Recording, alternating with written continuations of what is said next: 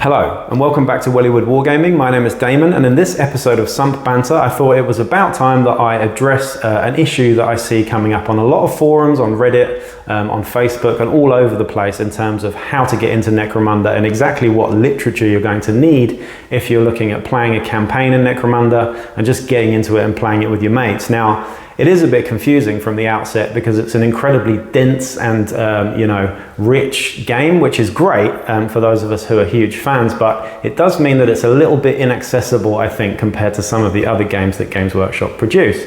It's not as easy to just pick up and play. However, I'm going to dispel some of the sort of information that's floating out there and just give you a real quick sort of definition and lowdown of what you actually need in terms of the literature out there. I think so far we have 13 hardback books. I could be wrong there, correct me if I'm wrong, and counting, because there are of course going to be many more, and they're all quite expensive. So especially if you live in Australia and New Zealand like I do, these books are double the price, if not triple the price that they are in the UK or the USA, etc.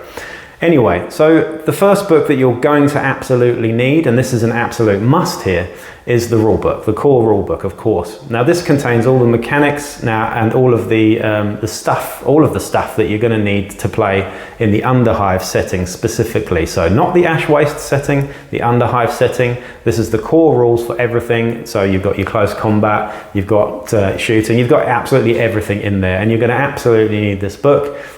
You can't really get away without this book. It's an absolute must. I'm not really going to explain what else is in there, to be honest. Of course, it has got lots of rich lore, lots of lovely artwork, and lots of other sort of shenanigans that are kind of affiliated to the core rules, I suppose. But everything is in there, and that is basically all you need. Now, this book has been out for quite a while now, so there have been a few erratas and stuff. And you can download most of these things as PDFs from the Games Workshop website, which is very helpful, particularly the trading post, which has been updated quite recently and includes everything in every book in terms of the trading post and the weapons and equipment that you can use in Necromunda. But just on the whole, get the rule book. You won't regret it. It's a great book. Yes, it's expensive. Do it anyway. The next thing you've got to look at, though, is which gang you want to play. So if you want to play one of the 6 house gangs, so Escher, Goliath, Cawdor, Delac, Vansar or Orlok, you have a book for each of these, of course. And these are the House of books. So if you like the look of Goliath and you want to play the big tough guys with muscles and mohawks, then go for Goliath. You're going to want to pick up the House of Chains. Now the House of Chains particularly, will have rules obviously for the Goliath gang. The sort of main sort of mechanics around their special rules for gene smithing and things like that. You've also actually got little extras in there like Dramatis Personae, which are special characters for that gang. And you've also got the Slave Ogryns in there as well, in case you were wondering. So you'd need that book if you were to play Goliath, of course. Now you don't need the other House of books if you're not interested in playing those gangs, of course. I like to own them all because I like to know the lore and I like to know a little bit more about the backstory of each gang, but you don't need all of them. They are non-essential. But I would say that if you are looking at playing one of the main house gangs, the 6 house gangs there, then you're going to need your House of book for that. The next book we've got, and this is the Book of Peril, is a particularly good one if you ask me. Now this isn't a compulsory book, you don't need it, but I do think if you're going to be an arbitrator for a campaign or you're going to look to be the head of a sort of gaming group, I would say that the Book of Peril is particularly valuable.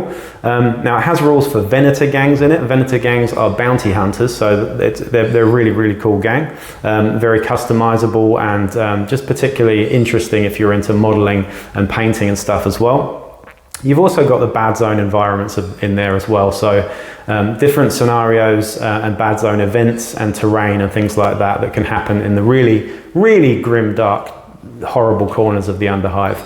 As well as that, you've got sort of guild alliances in there as well, I believe, and the trading post is in there too. So it's not quite the updated trading post that you can download from the Games Workshop website, but it is a trading post with most of the stuff on there too. It's also got shit tons of hired guns like Cal Jericho and stuff, and rules for special characters like that too. That's the Book of Peril. The next one is the Book of Judgment. This is all about the cops and robbers, I suppose, and a particularly good one as well, I would say. But this one includes rules for the Law and Misrule campaign. So in the core rulebook, you've got the Dominion campaign, which is the sort of default campaign that most people play. I should have mentioned that earlier. But in the Book of Judgment, you've got rules for the Law and Misrule campaign, which is similar in terms of its mechanics, but revolves around, rackets and things like that. So your cops and robbers, very much that kind of vibe. Now, this also gives you rules for criminal alliances, which is really cool as well. You've got your guild alliances in the book before, and you've got your criminal alliances in here as well. You've also got lots of hired guns, and most importantly, the Book of Judgment contains the black market. Now, the black market is similar to the trading post, except it's for criminal gangs.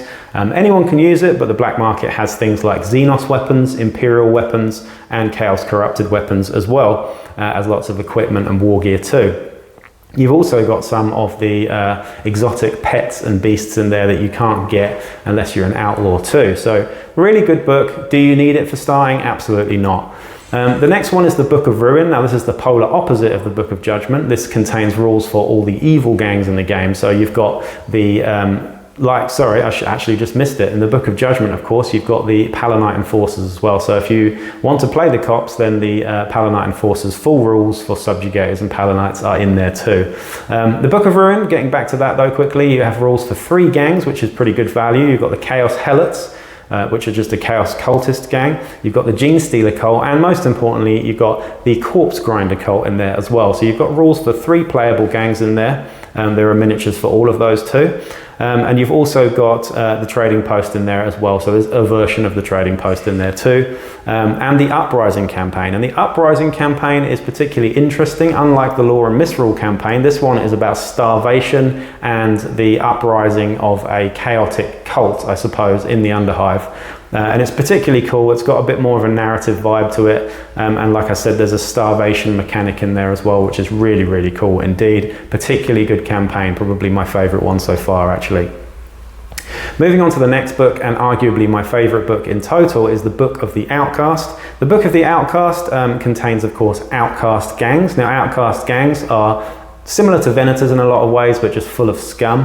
Now you can do absolutely anything you want with Outcast gangs, pretty much. The options are just limitless.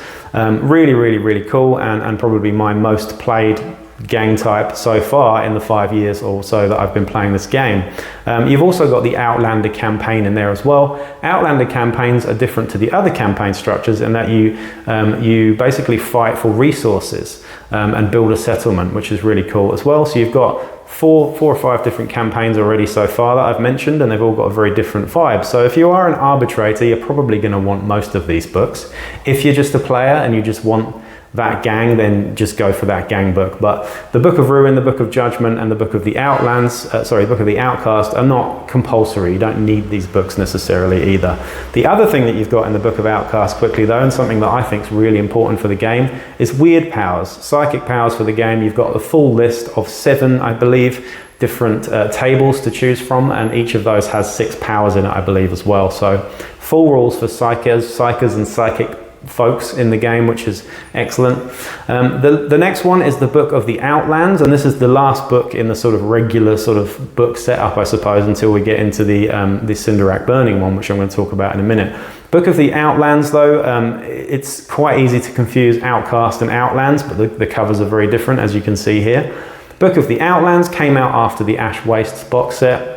This includes the full rules for the Ash Waste Nomads, which frustratingly aren't in the actual Ash Waste box set. You've just got a very basic form of it. So you've got your Ash Waste Nomads and you've got your Squat Prospectors in there as well. So either of those 2 gangs that you want to play, you're going to need this book. Otherwise, it's got some really good stuff in it as well. You've got rules for Beastmasters. You've also got rules, all of the full vehicle rules in the game. So if you're into vehicles and you want to play, Necromunda with vehicles, of course, this is where you start. You need this book to get all of the vehicle rules, and of course the Wasteland Workshop as well, where you actually customize your vehicles and build your own vehicles and add stuff to them as you go along.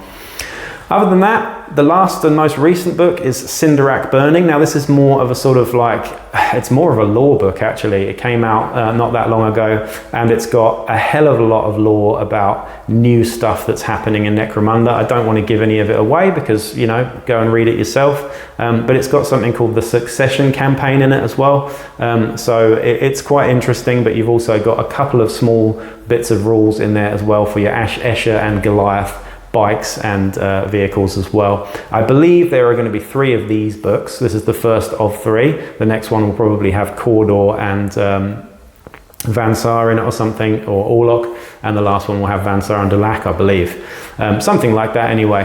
But we're going to have 3 of these books. They're going to contain rules for the vehicles for those houses and also other stuff which is yet to be seen and unfolded. So the long and short of it really is, if you're going to get into Necromunda, you're going to need the rule book, you're going to need the rules for the gang that you want to play. So if it's Escher, pick up House of Blades. If it's Palanite Enforcers, pick up the Book of Judgment. If it's Outcasts, pick up the Book of the Outcast, of course. And other than that, that's pretty much all you need to get started. You probably will need some dice because Necromunda dice are quite specific to the game, but you can get by on D6s and whatnot as well. But we're not going to get into the other stuff. This is purely about the books and the literature here. So I hope this clears up a few things for you. If I've missed anything, please do comment down below. But please do like, share, subscribe, and you can also buy me a coffee now. The link is in the About section on the front page there as well. But that's it from me. Peace out.